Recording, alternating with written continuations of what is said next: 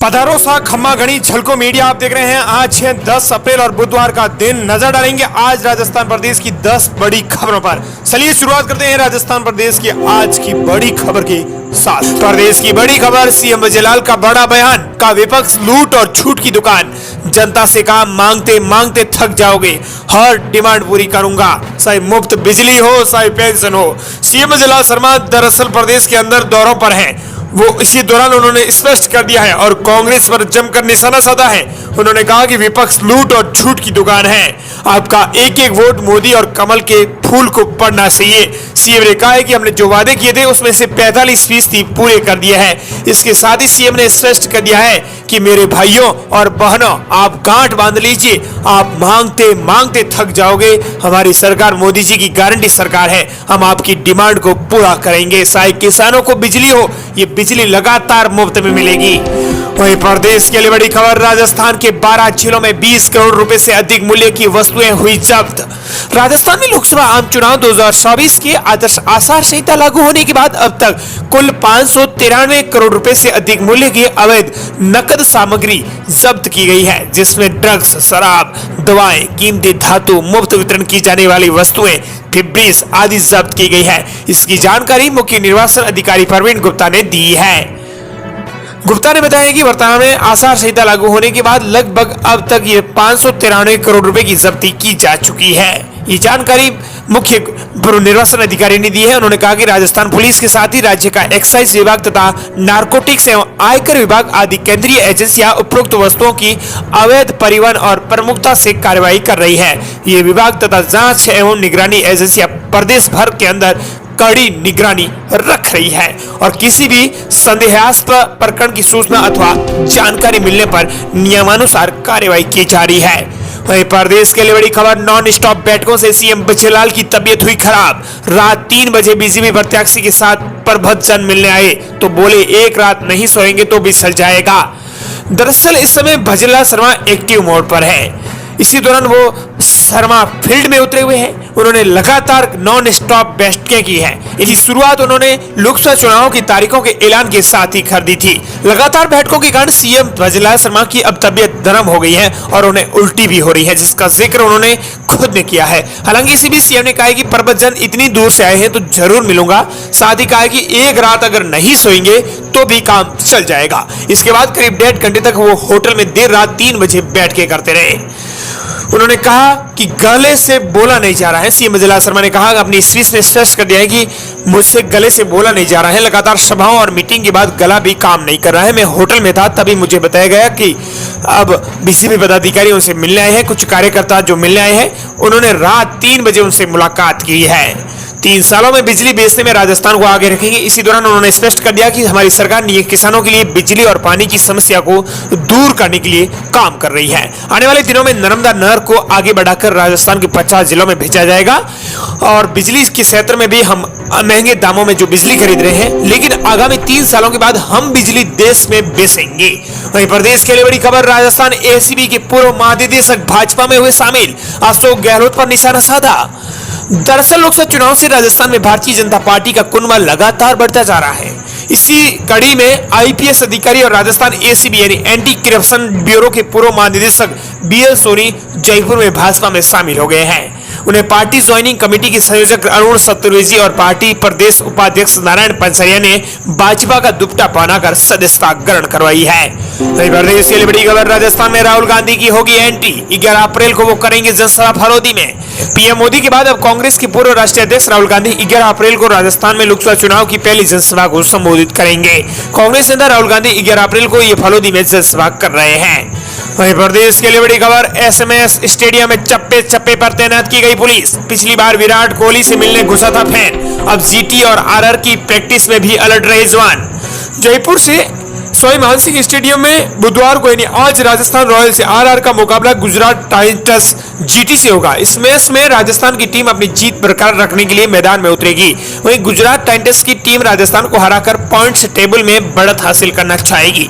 इसके लिए उन्होंने दोनों ही टीमों के खिलाड़ियों ने स्वाभिमानसिंह स्टेडियम में जमकर नेट प्रैक्टिस की है। इस बार ग्राउंड की सुरक्षा व्यवस्था भी कड़ी कर दी गई है। प्रैक्टिस के दौरान लोगों की एंट्री बंद रखी गई है।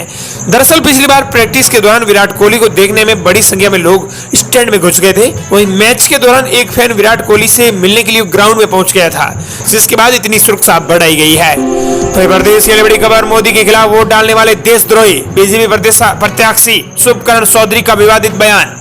इस वक्त बड़ी खबर आ रही है। आचार संहिता के बीच राजस्थान में झुंझुनू से बीजेपी प्रत्याशी शुभकरण चौधरी ने विवादित बयान दिया है। उन्होंने कहा कि मोदी के खिलाफ वोट डालने वाले देशद्रोही हैं, जिसमें वो कहते हुए नजर आ रही है कि जो हिंदू है, जो धार्मिक है, जो मोदी के खिलाफ चुनाव में वोट डालता है, जो कमल के फूल के सिवाय किसी और का बटन दबाता है, वो इस देश का देशद्रोही है। वायरल वीडियो उदयपुर वाटी नगरपालिका क्षेत्र का है।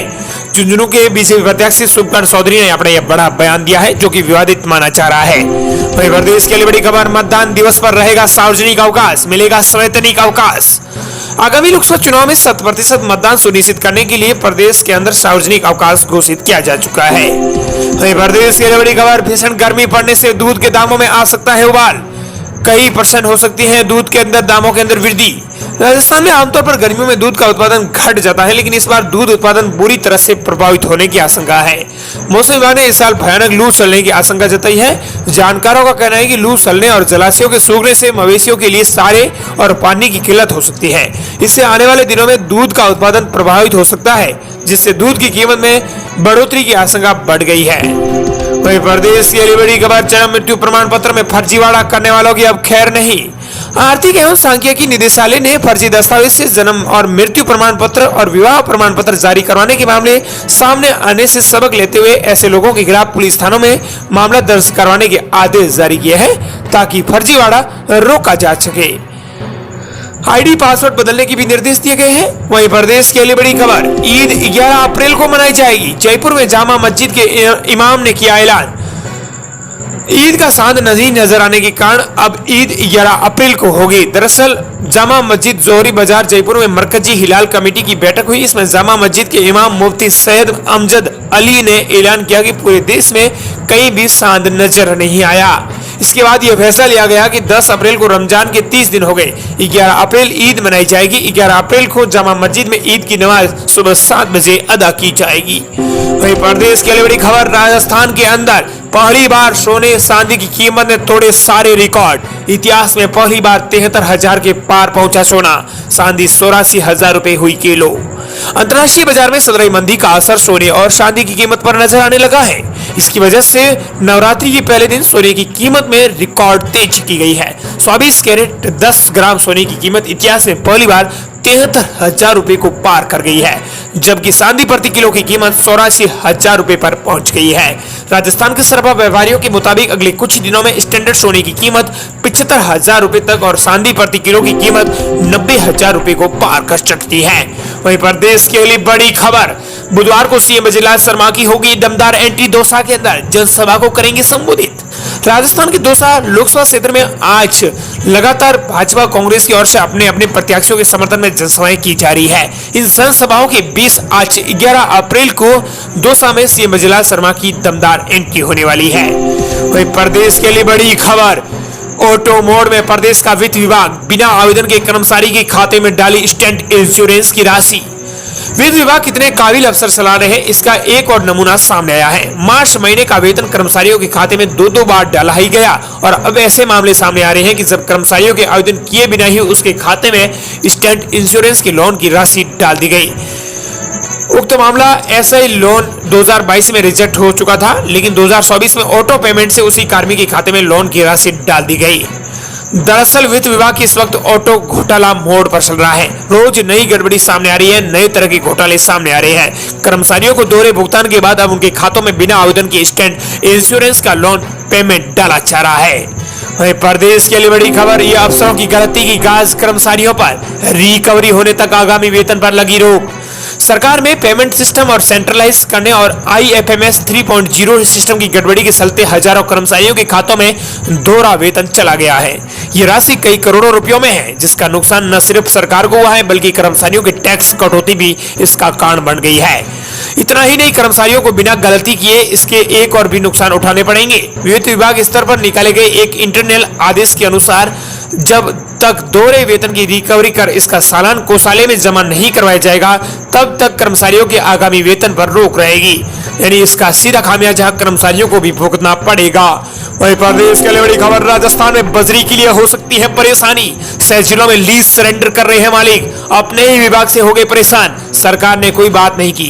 राजस्थान में बजरी खनन के 8 लीज होल्डरों ने समय से पहले अपनी लीज को सरेंडर कर दिया है। इसके जिलों में 6 जिलों के अंदर बजरी के लिए परेशानी बढ़ सकती है। दरअसल विभाग की अनावश्यक कार्रवाई और अवैध खनन पर कार्रवाई नहीं होने से परेशान लीज धारकों ने पिछले दिनों विभाग को पत्र लिखा था। इसमें लीज को निरस्त करने और जमा सभी राशि को सिक्योरिटी मनी को लौटाने की मांग की है। खास बात यह है कि सरकार ने अपने लोकसभा चुनाव को देखते हुए बजरी के दामों को लेकर कोई बात नहीं की है, कोई बात करने को तैयार ही नहीं है, चाहे वो विपक्ष हो चाहे पक्ष हो, चाहे डबल इंजन की सरकार हो। लेकिन बजरी के दामों को लेकर किसी ने अब तक कोई बात नहीं की है।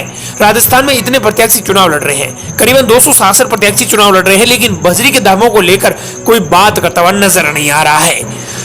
इधर आपको बता दें कि बजरी 6 जिलों के लिए परेशानी बन चुकी है। राजस्थान में बजरी के लिए अब परेशानी बढ़ सकती है। 6 जिलों के अंदर लीज सरेंडर कर रहे हैं मालिक। वहीं प्रदेश के लिए बड़ी खबर, आम खबर आ रही है, स्काईटेमिट का अनुमान, इस साल राजस्थान में मानसून सामान्य से ऊपर। राजस्थान एमपी समेत 23 राज्यों में अच्छी बारिश का अनुमान, बिहार सहित 4 राज्यों में कम बारिश जतेगी। मानसून आमतौर पर 1 जून के आसपास केरल के रास्ते आता है। 4 महीने की बारिश के बाद यानी सितंबर के अंत में राजस्थान के रास्ते मानसून की वापसी हो जाती है। हालांकि आईएमडी ने इस साल के लिए मानसून की भविष्यवाणी अब तक जारी नहीं की है। एजेंसी मई में इसे जारी करेगी। इधर राजस्थान में अच्छी बारिश का अनुमान आईएमडी ने जताया है। बता दें कि राजस्थान में 13 अप्रैल से एक नया पश्चिमी विक्षोभ भी एक्टिव हो रहा है। मौसम विभाग को लेकर ये सबसे बड़ी खबर हमने आपको दी है। वहीं प्रदेश की अगली बड़ी खबर, सचिन पायलट बोले 400 पार सीटें तो राजीव गांधी के पास भी थी, कभी नहीं कहा कि भाजपा मुक्त देश बनाएंगे। डीग में उन्होंने किया संबोधन। सचिन पायलट ने कहा कि 400 से ज्यादा सीटें बीजेपी क्यों मांग रही है, ये लाकर क्या करना चाहती है। 400 से ज्यादा सीटें लाकर कभी कांग्रेस ने नहीं कहा कि वो देश को भाजपा मुक्त बनाना चाहते हैं, लेकिन भाजपा ऐसा नारा लगा रही है, इसीलिए अब बदलाव जरूरी है। ये थी राजस्थान प्रदेश की आज की टॉप 10 बड़ी खबरें। मिलते हैं नई तमाम बड़ी खबरों के साथ।